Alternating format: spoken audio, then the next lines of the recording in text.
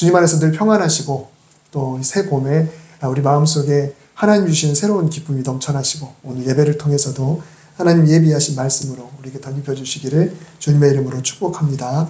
아멘. 오늘은 다음 근무자라는 제목으로 하나님 말씀 나누겠습니다. 자, 지난 주일까지 삼위 하나님 중에서 성부 하나님 그리고 성자 하나님인 예수님에 대해서 신앙 고백을 살펴봤습니다. 예수님에 대한 내용은 굉장히 길었죠. 오늘은 마지막 성령 하나님에 대한 신앙 고백입니다. 하나님이라고도 하고 그냥 하나님, 예수님, 성령님이라고 하고 삼위일체 하나님이기 때문에 그냥 성자 하나님, 성령 하나님 하기도 하고 호칭은 다르지만 그러나 의미는 또 똑같죠. 성령님에 대한 고백은 너무 단순합니다. 우리가 예전 사도신경으로는 성령을 믿사오며 라고 되는데 우리 지금 성경에 지금 새 번역으로는 나는 성령을 믿으며 이게 전부입니다. 나는 성령을 믿으며 너무 그 내용이 단순하죠. 하나님에 대해서는 그래도 몇 줄 되고 예수님에 대해서는 훨씬 많은데 성령님에 대해서는 딱 한마디 나는 성령을 믿으며. 하지만 이 성령에 대한 고백은 그냥 믿는다고만 했지 성령님이 어떤 분이심을 믿는다거나 또 어떤 일을 하심을 믿는다는 그런 수식어가 하나도 없습니다. 하나님에 대해서는 전능하셨다 하시다. 그리고 창조주시다. 예수님은 어떻게 오셨고 어떻게 일을 하셨으며 앞으로 무슨 일을 하시는 분이시다. 설명이 다 있는데 성령에 대해서는 너무 간단해서 사실 의아할 정도입니다. 도대체 왜 그럴까요? 왜 성령님에 대해서는 분량이 이렇게 적을까요? 좀 오래되긴 했지만 2018년에 자카르타 팔렘방 아시안 게임이 있었습니다. 한 나라가 이제 개최하기가 좀 어려웠는지 인도네시아와 말레이시아 두 나라가 공동으로 개최했던 대회입니다. 당시 축구 대표팀을 김학범 감독이 맡고 있었는데요. 그때 이 김학범 감독이 얼마나 좋은 성적을 냈는지 학범슨이라고 이야기를 했어요. 그 쓴이라는 말은 영국 그 맨체스터 유나이티드의 감독인 퍼거슨 감독이 아주 명장이어서 그 퍼거슨의 쓴자를 붙여서 학범슨이라고 이렇게 이야기를 했었습니다. 우리나라 대표팀이 그때 금메달을 땄어요. 굉장히 기뻤죠. 굉장히 힘들기도 했는데 마지막에 일본하고 결승해서 금메달을 땄습니다. 아시안게임 축구 규정상 이 모든 선수를 23세 이하에서 선발하게 돼 있습니다. 월드컵은 나이 제한이 없죠. 근데 올림픽이나 아시안게임은 나이 제한이 있습니다. 그런데 그 중에 딱 3명만 24세 이상으로 선발할 수 있는 그런 규정이 있어요. 그러니까 국가대표 중에 24세는 넘지만 잘하는 사람 3명은 그래도 대표팀에 합류하게 해주겠다. 이거는 아시안게임의 규정입니다. 그걸 보고 와일드카드라고 이야기를 합니다. 김학범 감독은 3명을 누구를 선정할까 고민하다가 조현우 그리고 손흥민 그리고 황의조 이 3명의 선수를 발탁했습니다. 그런데 언론에서 난리가 났습니다. 한 사람을 잘 못 뽑았다는 거죠. 평소 잘 알려지지도 않았는데 이 사람은 분명히 단지 감독이 인맥이 있어서 그냥 대표팀에 합류시켰을 것이다 라고 비난을 했어요. 그 한 사람이 누구였을까요? 오른쪽 맨 끝에 있는 황의조 선수였습니다. 요즘 사생활 때문에 굉장히 논란이 많은 선수이긴 하지만 그 당시만 해도 이 사람이 아니었으면 아시안게임 금메달을 과연 딸 수 있었을까 싶을 정도로 엄청난 골을 넣었어요. 실제로 이 사람의 성적을 통해서 우리나라가 금메달을 땄습니다. 당시 황의조는 일본에서 뛰고 있었는데요. 아는 사람이 거의 없었습니다. 그래서 특별한 설명이 필요했습니다. 계속 왜 이 사람을 뽑을 수밖에 없는지 변론을 할 수밖에 없었어요. 반면에 조현우는 당시의 명실상부 최고의 골키퍼에서 더 이상 할 말이 없고요. 손흥민을 왜 뽑아야 되는지 굳이 누구한테 설명을 해야 될 필요가 있을까요? 이번에 또 그 월드컵 지금 최종 예선 준비하면서 대표팀을 뽑았잖아요. 근데 손흥민, 김민재 이런 사람 뽑았다고 해서 도대체 그 사람을 왜 뽑았는지 우리한테 소상히 밝히시오 할 사람 아무도 없을 거예요. 그만큼 유명한 사람 그리고 실력 좋은 사람 이미 잘 알려진 사람에 대해서는 설명이 굉장히 많이 필요하죠. 손흥민에 대해서 그 이름만 들어도 손흥민 끝 그렇게 되는 거예요. 근데 다른 선수는 다 설명을 다 해야 됩니다. 사도신경도 마찬가지입니다. 하나님, 예수님, 성령님 중에 교회의 역사 속에서 가장 논란이 많았던 분이 누구냐면 바로 예수님이셨습니다. 예수는 누구지 도대체? 그는 신인가? 그는 인간인가? 아니면 신이자 인간인가? 아니면 하나님과 동등한 존재인가? 아니면 하나님과 더 아래인가? 아니면 그분보다 더 높은가? 진짜 부활하기는 했나? 그 사람이 온다고 했는데 언제 다시 오실까? 이미 오셨나? 그 사람이 진짜 메시아인가?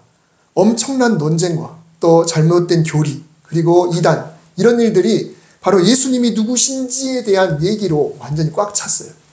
그것을 신학 용어로 기독론이라고 합니다. 예수는 누구인가에 대한 학문. 근데 논란이 많았던 만큼 교육이 세밀해질 수밖에 없었습니다.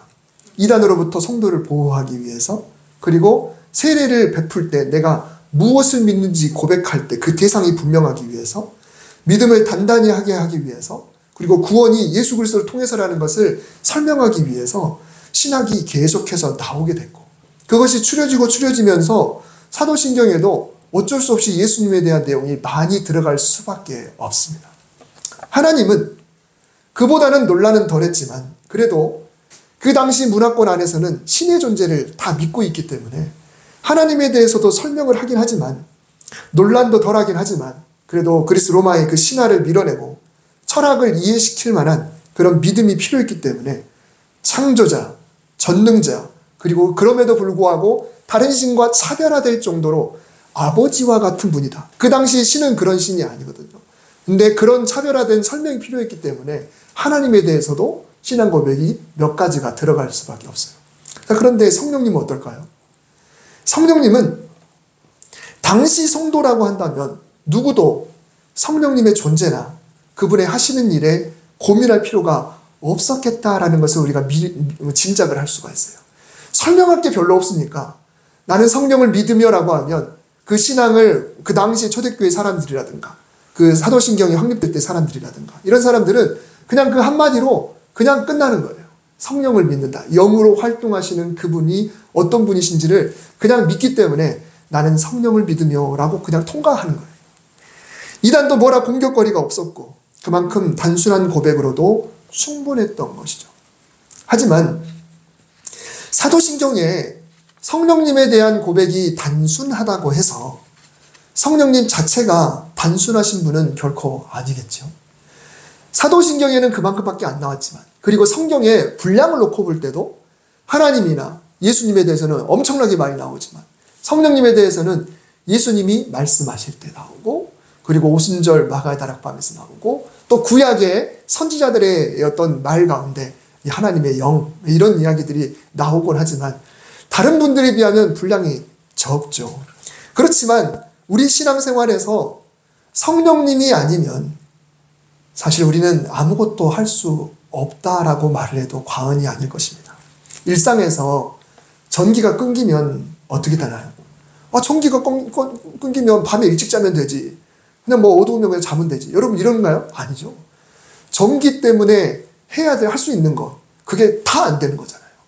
밥을 하려면 다시 여러분 장작 갖다가 불 떼야 되고요. 솥단지다가 수도도 모터가 아니면 안 되잖아요. 그리고 아마 수도국에서 여기다 쏘아주지도 못할 겁니다. 뭐 통신 다 마비지 않습니까? 아무것도 없는 옛날 시대로 돌아간다라고 한번 생각해 보십시오. 그때는 원래 그랬으니까 살아가지만 지금은 전기가 아니면 살 수 없는 시대이기 때문에 전기가 없으면 모든 부분이 마비가 되죠. 사실 성령님도 마찬가지입니다. 우리가 먼저 잊지 말아야 할 것은 성령께서 영으로 존재하신다는 것이 얼마나 감사한 일인가. 여러분 이걸 절대 잊어서는 안 됩니다. 영으로 존재하신다. 예수님께서 제자들을 떠나기 전에 이런 말씀을 하셨어요. 오늘 본문에 나오는데 내가 떠나가는 것이 너희에게 유익하다. 내가 떠나가지 아니하면 보혜사가 너희에게 오지 않을 것이다. 그러나 내가 가면 보혜사를 너희에게 보내주겠다.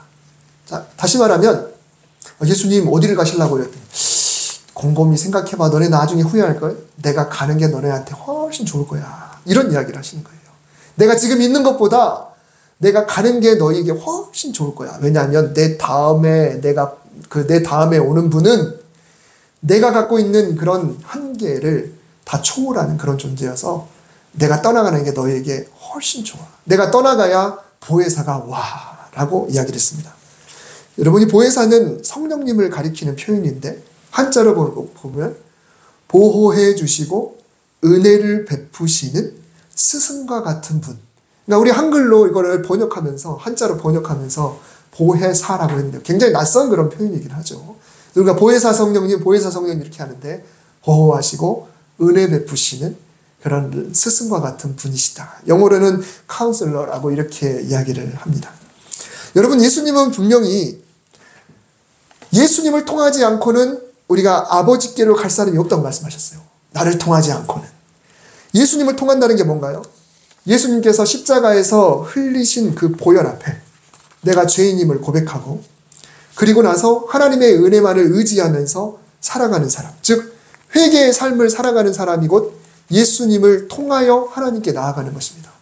예수님을 믿지 않으면 그분의 십자가 죽음과 그리고 우리를 대속하심과 그리고 구원하심과 그리고 부활하심을 믿지 않으면 우리는 절대로 구원받지 못합니다. 지난주 표현대로 한다면 천국에 절대로 못 갑니다. 그런데 여러분, 질문 하나 해보겠습니다. 우리가 예수님을 통한다고 할 때, 예수님을 통해서 간다고 할 때, 그러면 우리가 예수님을 직접 만나는 게 좋을까요? 아니면 직접 만나지 않는 게 좋을까요? 그냥 지금은 막연한데. 그래서 우리가 예수님을 직접 대면하는 방법이 쉬울까요? 아니면 예수님을 직접 대면하지 않는 방법이 더 쉬울까요? 내가 예수님을 통해야 된다.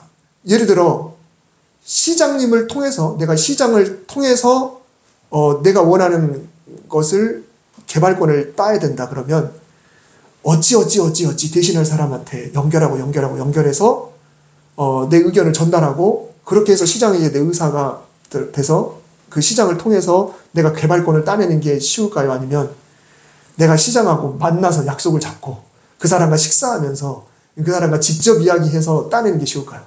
어떤 게 쉽나요? 당연히 후자가 쉽죠.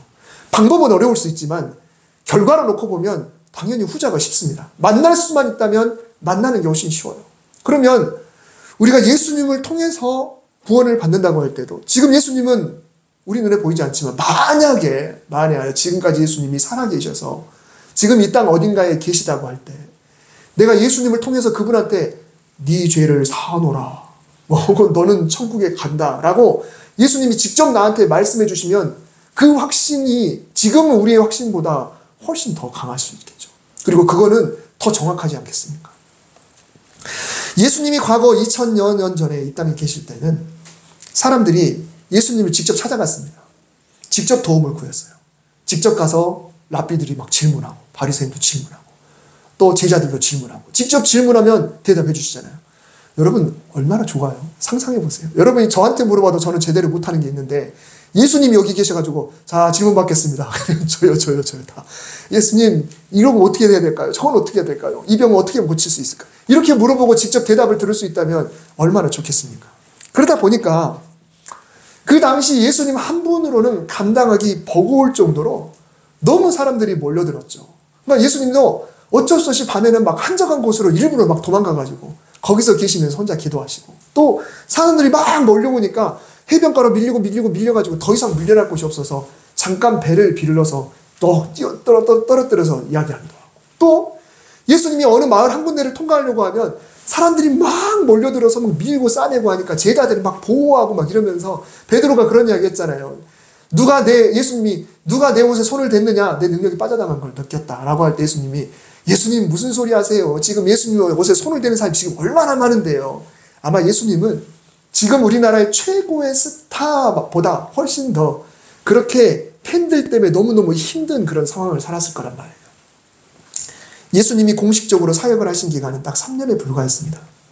그동안 예수님이 열심히 사역을 하셨지만 여전히 그 지역에서 예수님을 만나지 못한 사람도 많았을 겁니다. 무리가 너무 많아서, 또 제약이 있어서, 또 몸이 불편해서 가까이 가지도 못하는 거죠. 그래서 사람들이 막 소리로만 이야기했잖아요. 다윗의 자손 예수여 나를 좀 불쌍히 여겨주소서. 그 사람들은 예수님을 대면할 수가 없었어요. 근데 그런 사람이 어디 한 줄이었겠습니까? 치료받은 사람도 많았지만 치료받지 못한 사람이 훨씬 많았을 겁니다. 그마저도 예수님이 가신 곳에서만 예수님을 만났겠죠. 열심히 사역하셨지만 그 지역도 고작 이스라엘 땅에 주로 갈릴리 지역 그리고 유다 지역에 국한되었을 뿐입니다. 예수님은 땅에서는 철저히 인간으로 계셨기 때문에 시간과 공간의 제약을 받으실 수밖에 없었고 아무리 열심히 하셔도 한계가 있을 수밖에 없습니다. 만일 예수님이 아직까지 승천하지 않으셨고 예수님을 통하여야 구원을 얻을 수 있다고 한다면 어떤 상황이 벌어질까요? 아마도 예수님은 어쩌면 지금 이스라엘 땅에 계실 수도 있고 아니면 순례를 다니실 수도 있겠죠. 하지만 2000년의 세월 동안 시간과 장소가 맞아떨어지지 않는다면 절대로 예수님을 직접 만날 수가 없습니다. 능력이 되더라도 예수님을 만나려면 하늘의 별 따기여야 될 겁니다. 여러분, 이슬람교를 믿는 자를 모슬렘이라고 하죠. 무슬림이라고 표현하기도 하고. 이슬람은 종교의 이름이고 모슬렘은 그들을 믿는, 종교를 믿는 사람의 표현입니다. 모슬렘은 지켜야 될 5 기둥이 있는데요. 신앙 고백이 있고요. 그리고 하루 5번 기도를 해야 합니다. 그리고 순례를 해야 하고요. 금식, 특별한 금식, 라마단을 해야 되고 또 자선을 위한 헌금을 해야 합니다. 물론 이게 나중에는 거의 세금이 됐지만 자, 여기서 순례를 말씀드렸는데 순례는 성지 순례를 말해요. 누구나 평생 한 번 이상은 꼭 성지인 메카나 메디나를 다녀와야 합니다. 물론 거기도 예외 조항들은 있어요. 사진을 몇 개를 한번 볼까요? 이게 무슬림 성지 순례의 모습이에요. 굉장히 사람 밑에 깨알 같은 하얀 점들이 다 사람입니다. 9년 전에 성지 순례 중에 수백 명이라고 이야기를 했는데 그 당시 뉴스에 의하면 최소 2110명이 사망했다라는 그런 뉴스도 있었을 정도로 사람들이 너무너무 몰려들어서 압살을 당했어요. 그러니까 한번 이렇게 틀어지게 되면 꼬이게 되면 앞은 정치인데 뒤에는 사람들이 밀어대는 거예요. 밀어대니까 우리나라도 그런 일이 이태원에서 있었잖아요. 근데 앞에서 뭔 일이 일어날지 몰라요. 근데 뒷사람들은 가려고 막 계속 몰려들다 보니까 그때 어마어마한 사람이 죽었습니다. 그러다 보니까 이스라엘 성지순례를 축소해야겠다. 그리고 추첨으로 선발해서 받아야겠다. 이런 이야기들까지 그때 뉴스에서 나왔습니다. 그냥 성지에 가는 것도 이렇게 힘듭니다. 만일 예수님이 살아계시고 예수님을 만나고 그분에게 직접 내 죄를 용서하노라 라고 들어야만 죄가 용서될 수 있다고 한다면 어떨까요? 회개하고도 죄 용서받았는지 뭔가 꺼름칙하고 확신이 없을 바에야 예수님을 만나서 이렇게 하는 게 훨씬 좋겠다. 우리가 단순히 그렇게 생각할 수가 있습니다. 하지만 지금처럼 교통이 발달한 시대에도 이런 엄청난 일들이 일어나고 있고요. 그리고 우리가 맘만 먹으면 어디든지 갈 수 있다라고 해서 진짜 갈 수 있나요? 건강의 제약, 또 돈의 제약, 또 어떤 비자 문제, 또 종교의 그런 문제, 국경을 통제하는 또 우리 못 가잖아요. 지금 이스라엘 우리 못 가지 않습니까? 물론 가려고 맘먹으면 가지만 그러지 않습니까? 200년 전만 해도 무슨 차가 있습니까? 뭐가 있습니까? 여러분 사람 발달하고 이렇게 이렇게 우리가 그 기계로 움직이는 시기가 그렇게 오래 안 됐잖아요. 인류 전체를 역사를 놓고 볼 때. 또 대양을 오고 가야 된다. 그나마 우리는 걸어서 북으로 해서 이렇게 몽골을 통과해서 이렇게 실크로드를 통과해서 가면 되겠지만 바다 건너 사람들은 또 어떡합니까? 무사히 잘 도착했다고 쳐도 만약 거기서 번호표를 타는데 뒷돈을 요구한다거나 또 편법이 있으면 또 어떡합니까? 사람이 너무 많으면 어떡합니까? 아마 불법이 판질 거예요. 꼭 보고 싶어도 여러분 우리가 티켓 마음대로 구할 수 있는 거 아니죠? 진짜 보고 싶은 운동 경기 티켓 못 구합니다. 진짜 보고 싶은 콘서트 티켓 쉽게 못 구해요. 다 그냥 싹쓸이 안표상들이 매크로 써가지고 싹쓸이 한 다음에 엄청나게 비싸게 붙여가지고 팔고 그것마저도 못 구하는 그런 세상이 아닙니까? 그러니 예수님을 꼭 만나서 그분을 통해서만 구원받아야 된다고 한다면 사실 구원받지 못할 사람이 거의 대다수일 것이다. 인류 역사 속에서 그럴 것입니다. 그런데 예수님은 당신이 승천하시면 성령님을 보내시겠다고 말씀하셨어요. 나는 몸이라서 한계가 있어서 지금 너희들을 나는 대면하고 있지만 나를 못 보는 사람이 훨씬 많지 않느냐. 근데 내가 세상을 떠나고 부활 승천하게 되면 그러면 영적인 존재인 누군가가 와서 내 역할을 대신하게 될 거다. 영이라는 것은 제약이 없어요. 제약이 없기 때문에 그분이 오시면 시공간의 제약이 없기 때문에 언제 어디에서 누구에게나 역사할 수 있는 존재가 바로 성령님이시다라는 것입니다.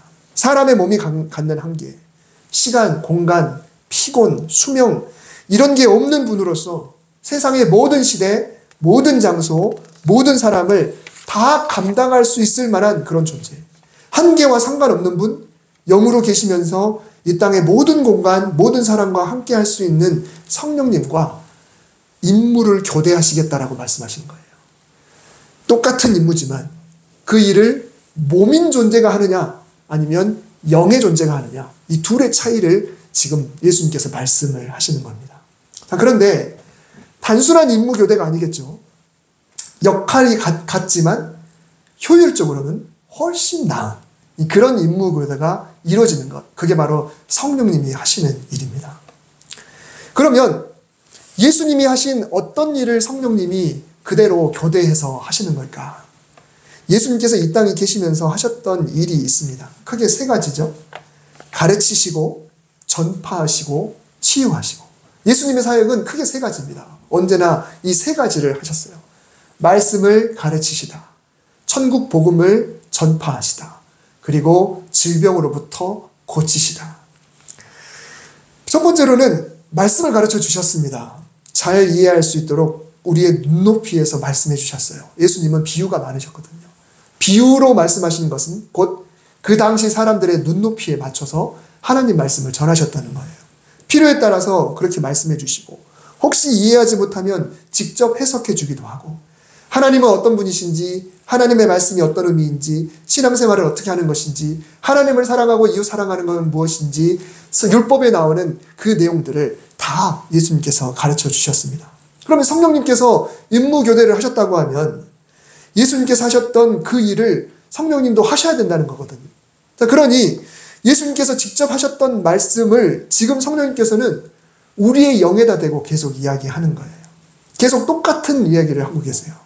말씀을 가르쳐 주시고 그리고 들은 말씀을 이해하게 해주시고 또 그 말씀을 믿게 해주시고 또 그 말씀이 생각나게 해주시고 그분이 오시면 예수님이 하신 말씀이 생각나게 해줄 것이다 라고 예수님이 제자들에게 이야기를 했죠. 그러니 그냥 우리 막연한 것들을 늘 성령님께서는 말씀을 늘 떠올리게 해줘요. 어느 순간 그 말씀이 생각나게 해줘요. 그리고 그 말씀이 무슨 뜻인지 이해하게 해줘요. 그리고 말씀을 읽고 싶은 열망을 갖게 해주세요. 그래서 예수님과 똑같은 그 사역을 지금 성령님이 하고 계시다는 겁니다.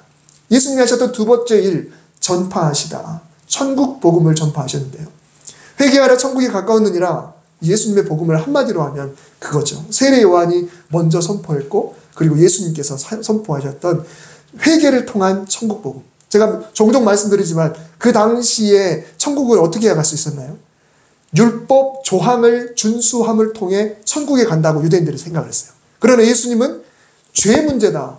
죄를 해결해야 된다. 이 죄 문제를 해결하지 않으면 절대로 하나님 나라에 갈 수 없다라고 완전히 그 당시 유대인들이 생각하고 있던 그 생각을 완전히 뒤엎어버리고 그 당시에는 거의 혁명적인 그런 복음이었어요. 혁명적인 복음. 근데 그 말씀을 예수님이 전하실 뿐만 아니라 십자가의 죽으심으로 그것을 보여주셨죠. 여러분 성령님도 동일하세요. 그 일을 지금 똑같이 하고 계십니다. 지금 우리에게 먼저 회개하도록 죄가 생각나게 하십니다. 그래서 오늘 본문 8절에 보면은 그가 와서 죄에 대하여 의에 대하여 심판에 대하여 세상을 책망하시리라. 여기서 책망하신다는 이 단어는요 본래 뜻이 꾸짖는다라는 그런 뜻이 아니고 깨닫게 하신다라는 그런 의미예요. 그러니까 성령님은 와서 우리에게 이건 죄야. 이거 하나님이 싫어하셔. 이거는 앞으로 안 했으면 좋겠어요. 이거는 하나님께 용서해달라고 구해야 돼. 아, 이것은 하나님이 기뻐하시는 거야. 이거는 옳은 일이야. 이건 하나님이 원하시는 일이야. 그리고 주님 장차 오실 것이고 이 세상을 심판하실 거니까 너희들 잘 준비해야 돼. 이것을 성령님이 우리 마음속에 늘 감동으로 찾아오시는 거예요. 예수님이 그렇게 하셨던 것처럼 지금도 똑같이 하는 겁니다. 무엇이 죄인지 아닌지. 죄 책감이 들잖아요. 양심이 찔릴 때가 있잖아요. 그거 왜 그럴까요? 성령님이 우리 안에서 우리에게 말씀하시기 때문에 그렇습니다. 예수님이 계시지 않아도, 우리 눈에 보이지 않아도 성령님이 지금 우리 안에서 그 일을 하고 계셔요. 그런 일이 얼마나 성령님이 감사할 일입니까? 복음을 알게 해줘요. 내가 아는 복음을 전해야 한다는 책임감과 사명감을 북돋아주고 계속해서 복음의 사람으로 살아갈 수 있도록 도와주는 역할을 성령님이 하십니다. 예수님이 하신 세 번째 일, 치유하셨다고 했죠. 이 치유의 말씀, 예수님은 만나는 병자 모두가 아니라 특별히 간구하는 이들의 병을 고쳐주셨습니다. 지나가다가 저 사람 아프네, 고쳐줘요. 이렇게 안 하셨어요. 여러분 성경을 잘 보면 예수님은 거의 본인들이 고쳐달라고, 혹은 부모가 고쳐달라고, 혹은 지인들이 데리고 왔을 때 대부분 그렇게 고쳐주셨어요. 물론 지나가다가 주님이 그냥 측은히 여기셔서 치료해 주시는 경우도 있었지만 대부분은 그렇지 않습니다. 그래서 성령님은 우리에게도 기도하라고, 하나님 고쳐달라고, 자꾸 그 질병을 하나님께 의탁하라고 우리에게 늘 말씀해 주십니다. 질병의 치유뿐만 아니라 질병 때문에 상할 대로 상해 있던 그 영혼도 치유해 주셨어요. 예수님은 늘 그러셨어요. 늘 네 병이 나았다가 아니라 네 죄사함을 받았느니라 평안히 가라. 질병의 문제를 넘어서서 하나님에 대해, 예수님에 대한 믿음이 생기게 되고, 그리고 영혼의 평안까지 허락하시는 그 놀라운 치유의 일을 예수님이 하셨죠. 요즘 매일 누가복음 묵상하고 있는데 예수님의 치유는 뭐였나요? 병 고침에서 끝나지 않았어요. 그 사람의 삶 속에 희년의 역사가 나타나게 하는 것, 그것까지 예수님이 하셨던 거거든요. 그러니 예수님으로부터 육체와 영혼이 치유받을 때 모든 삶이 회복되는 거였어요. 그 사람의 모든 삶이 정상이 되는 그런 일들이 벌어졌던 것이죠. 성령님도 마찬가지입니다. 우리의 질병을 하나님께 고하도록 도와주십니다. 성령님을 의지하여 믿음으로 기도할 때 주님이 우리의 질병에 손을 얹으시고 또는 말씀하시고 손만 잡아도 일어나는 기적이 일어나게 되는 그런 일들을 성령님이 우리에게 자꾸 북돋아 주시는 거죠. 성령님은 은혜 베푸는 분, 보호해 주시는 분, 그리고 우리에게 스승과 같은 분, 그런 역할을 하고 계십니다. 몸도 마음도 아프지 않도록 붙잡아 주시고 삶이 회복되기 원하시고 막혔던 것들이 뚫리고 억눌린 것에서 자유를 누리고 그리고 삶의 전반에 희년이 이루어지기를 원하는 그런 분이 바로 성령님이십니다. 그러므로 여러분, 우리가 성령님이 어떤 일을 하실까라고 이게 막연하면은 다시 복음서로 돌아가면 돼요. 복음서를 읽어보시면서 예수님이 뭘 하셨지? 예수님이 사람에게 어떻게 말씀하셨지? 어떻게 일하셨지? 그러면 그 안에 성령님을 집어넣으시면 돼요. 성령님이 지금 우리에게 이런 일을 하시는구나. 우리를 찾아오시는구나. 우리의 믿음을 보시는구나. 때로는 우리의 죄를 꾸짖으시는구나. 때로는 하나님이 누구신지를 알려주시는구나. 때로는 내 사랑이 부족할 때 이게 사랑이야 라고 말씀해 주시는구나. 더 하나님을 열망하게 하는구나. 더 천국을 소망하게 하는구나. 예수님이 하셨던 일들을 그대로 보면 지금 영으로 계신 성령님이 동일하게 그 일을 하고 계시다라는 것입니다. 영이신 성령님께서 우리 안에 계셔서 그 일을 하고 계시기에 우리는 너무너무 감사해요. 왜 성령님을 일싸우며 라는 구절이 짧을까요? 예수님이 하셨던 일들을 우리가 찾아보면 되기 때문에 굳이 다른 설명이 필요가 없는 것이죠. 그러나 확실한 거는 그분이 계시다. 나는 성령을 믿습니다. 그분이 지금 계시고 지금 역사하심을 나는 믿습니다. 그분이 나에게 무슨 일을 하고 계시는지 우리 눈에는 보이지 않지만 지금도 그렇다는 것을 믿습니다. 말씀을 알게 하실 겁니다. 깨닫게 하실 것이죠. 복음의 사람, 회개의 사람이 되게 하실 것입니다. 그리고 복음이 믿어지게 하실 겁니다. 복음을 전하는 사람이 되게 하실 겁니다. 질병으로부터 놓이게 될 겁니다. 마음의 아픔도 회복시켜 주실 것이고 우리의 영이 소생되는 그런 일들이 성령님을 통해 일어나게 되는 것입니다. 여러분, 그래서 성령을 믿습니다라고 하는 이 짧은 고백 속에 우리가 이 세 가지를 담아볼 때 이 고백이 나의 고백이 되는 것이고 또 우리 신앙생활이 훨씬 더 평안하고 즐겁고 행복할 수 있게 될 것입니다. 이런 은혜가 성령님을 믿는다고 고백하는 우리 양수중앙교회 모든 성도들에게 임하시기를 주님의 이름으로 축복합니다. 기도하겠습니다. 시간도 성령께서 말씀을 선포하는 저에게 들어오셔서 하나님 뜻 안에서 선포하라고 격려하고 계시고, 지금 말씀을 듣고 있는 우리 성도들에게도 성령님께서 찾아가셔서 마음밭을 갈아주시고 성령님이 들어오셔 그 말씀을 받아들이도록 그렇게 해주시고 계시는 줄 믿습니다. 주님, 우리가 성령님이 계심을 감사하고 사모하면서 늘 하나님 예수님만 찾는 것이 아니라 성령님을 찾고 성령님께 구하고 또 도와달라고 기도할 수 있는 저희가 될 수 있도록 주여 인도해 주셔서 예수님이 하셨던 그 일, 성령님이 지금 하고 계시는 그 일, 말씀과 복음과 치유가 우리 안에 충만하게 이루어질 수 있도록 주여 인도하여 주시옵소서. 예수님의 이름으로 기도드립니다. 아멘.